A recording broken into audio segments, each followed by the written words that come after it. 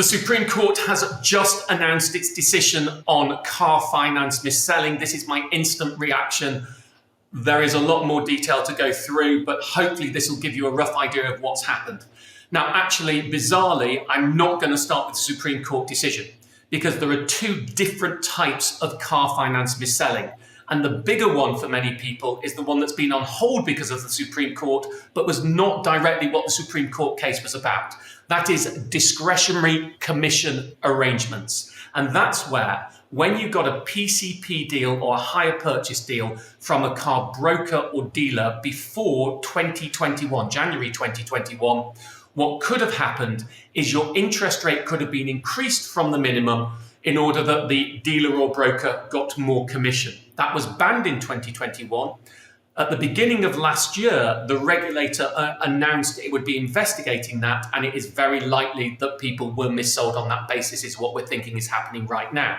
Now, what we were waiting for in the Supreme Court decision is to see if it said anything that stopped discretionary commission arrangements being done and redress scheme being done by the regulator. There wasn't anything as far as I can see right now.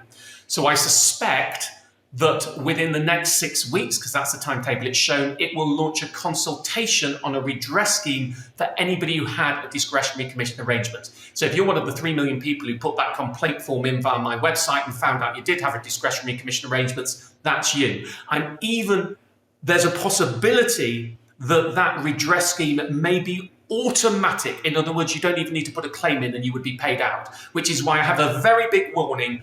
Do not sign up to a claims firm now if you're thinking of it, because it is absolutely plausible that you will get the redress without doing anything. But the claims firm, if you've signed up to it, will want 25 or 30% of the money, even though it hasn't done anything. So sit on your hands right now. We're waiting to see what happens from the regulator. Now let's get into the Supreme Court case itself. There were 3 different cases. The first 2 were, one was about the fact that if you didn't know what the commission was and the car broker wasn't acting as a disinterested party, it was effectively bribery. The second was very similar, where it said that the car broker or dealer had a fiduciary responsibility to be independent towards when it's arranging your deal with the car finance firm as likely.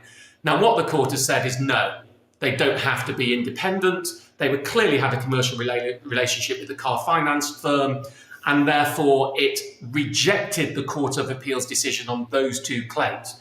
Now, crucially, that means what was talked about in the widest area, that if you had a car finance arrangement and it hadn't told you what the commission is at all, even if the commission wasn't excessive, that would mean that the car finance was invalid and you due compensation. That's gone. That's not happening now. The third case, which it has upheld, so it said this was a real case, is one of unfairness, where it thinks the commission was unfairness. And it set out a number of terms for that. But the 3 it looked at in the specific case are, 1, in this particular individual's case, 55% of the cost of the finance was to pay the broker commission. So that was deemed as an excessive commission. And the fact that that was combined with that the broker or dealer, while it doesn't have to be independent, had purported to be independent by saying we'll choose the best finance of a panel of lenders, but it wasn't really. It was just working effectively with one lender, or that was how it manifested itself in this particular case. That was deemed to be unfair, and therefore all the interest would be paid back.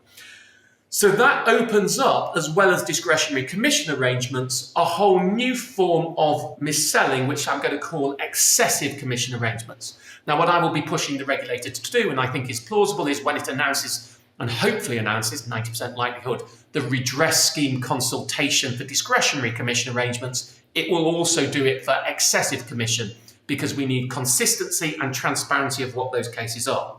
Now, if you want to understand the scale of this, if the Supreme Court had upheld all 3 cases, you'd probably be talking of payouts on the level of PPI in the 40-45 billion level, and also a potential read across to other forms of finance, not just car finance.